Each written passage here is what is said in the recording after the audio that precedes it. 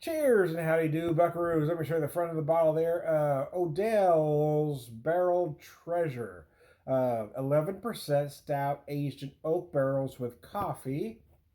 And here it says a reward of hidden bliss awaits the intrepid explorer whose liquid journey brings them to Barrel Treasure, an imperial stout aged in both bourbon and rum barrels and awakened with a hefty dose of coffee.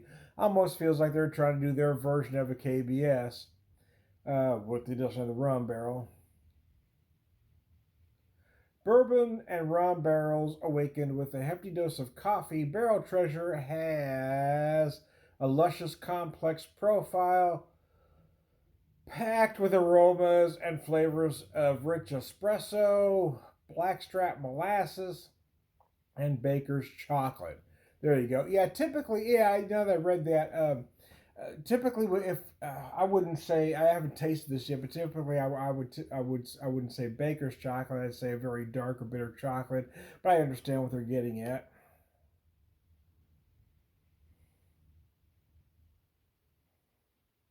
You can feel a lot of coffee on those. You can feel molasses. I would say molasses. I don't know that I would identify as blackstrap, but molasses. You definitely feel molasses on the nose. Oh, biscuits. Again, you do feel some chocolate. Had I not read their description, I would have just described it as a very bitter, probably an 80% dark. They describe it as baker's chocolate. They're not wrong. I don't think most people would describe that. Again, it almost feels like they're doing their version of a KBS 100 years ago. Well, not quite that long. I don't know. Up until I believe 2012, maybe 2011. I can't remember. The Odell's used to do what was my personal favorite bourbon barrel stout, only available in 750s. I thought. I remember telling my local beer guy, and he agreed with me that I thought it was much better than the BCBS that was available at the time, which is much better than what's been available lately, because it felt more complete. It felt less syrupy. It actually reacted better when it got warm than the BCBS did. But they quit making it for whatever reason, and now we have this. I would love the coffee. I don't know. I'm not necessarily against them doing it. I understand why they're doing it, but I would love to see them do just a barrel aged imperial, just like they did way back when.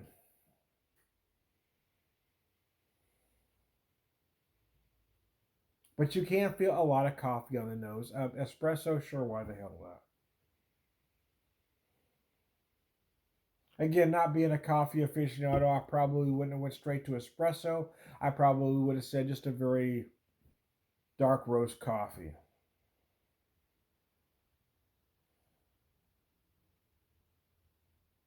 All of their descriptors are correct. In all honesty, I don't. I just don't think that the typical craft beer drinker is going to say those things.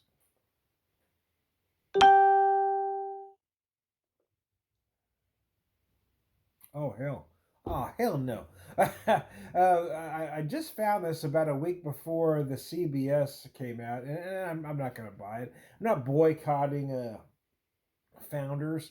But quite frankly, I've always thought it was an overrated beer, and I'm not paying the price they want for it.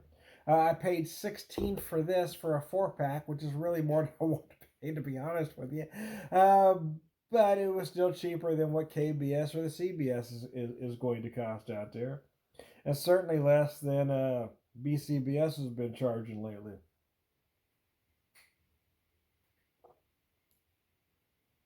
So it is a big, full-bodied beer, right? Don't expect it to be light in body. It is 11%. It is big. It's full-bodied. You get a lot of. Hold on. I feel that coffee right up front. I also then feel what they describe as blackstrap molasses. Sure, that's probably right. I would have just said probably molasses. Very dark brown sugar notes.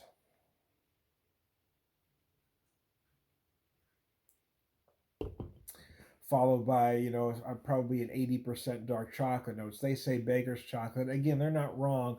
I just don't think most people have ever been into a bar of Baker's chocolate to make that distinction. Just so you know.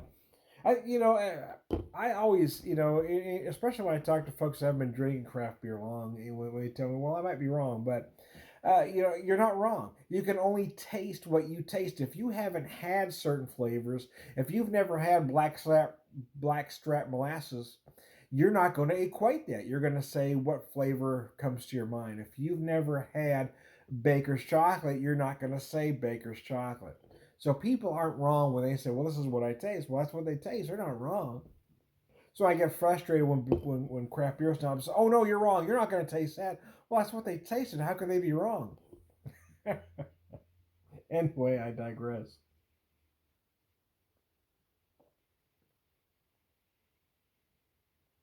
So again, yeah, the coffee is right there, right on top. Again, then you get some sweeter notes. You're gonna feel that molasses, however you choose to describe it. You're gonna feel that dark chocolate or baker's chocolate in the finish, which is just a slightly bitter chocolate note.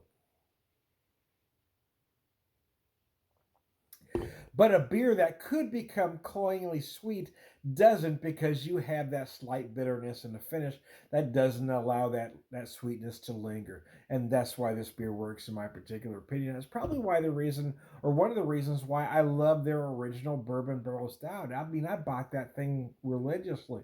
I would buy several bottles a year, and if I just can't remember if it was 2011 or 2012, uh, the last year I was able to purchase it. To be honest with you.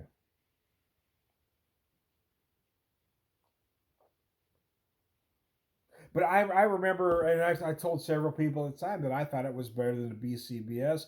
I personally preferred it to the old Rasputin that was out at the time. I thought it was the best bourbon barrel stout on the market, and then they quit making it. So it made it tough. Made it tough for me to make my argument at that point that it was the best because it wasn't there anymore. Uh, anyway, I am glad to see them do this. However, the however is that not everything has to be flavored. I wish they would do just an imperial stout, aged in bourbon, and in here in rum barrels. That's great. Do a 2 barrel beer, but I don't think you need that coffee. I think sometimes coffee is added, and sometimes chocolate and maple and other things are added as a crutch. I I think there are a lot of beer purists like me that love an imperial stout, love it barrel aged, and we don't need those other flavors. We don't need the addition of coffee. We don't need the addition of maple, vanilla, because those flavors are going to be there from the barrel, or some of them anyway. However, I haven't given you my opinion on damn near everything at this point. I love this beer. It's good.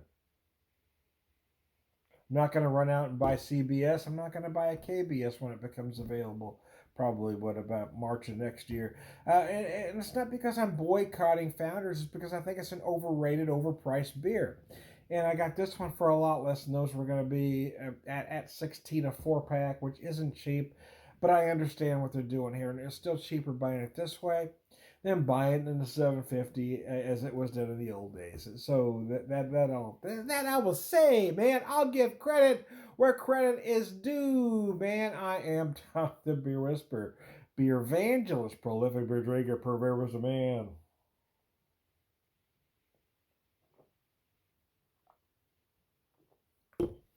Damn, that is good.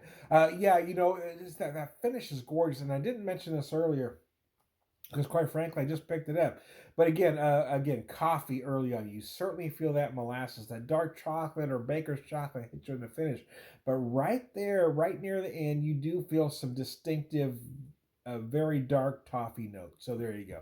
One more time, I'm trying to beer whisper, beer evangelist, both of beer drinking tourism, all around good guy. Cheers.